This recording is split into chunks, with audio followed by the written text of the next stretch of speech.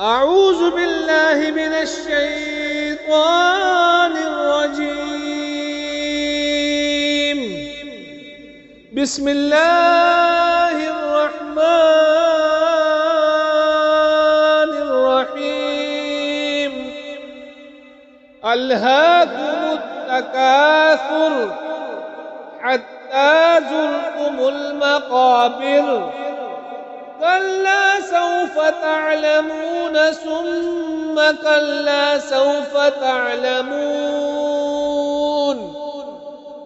كلا لو تعلمون علم اليقين لترون الجحيم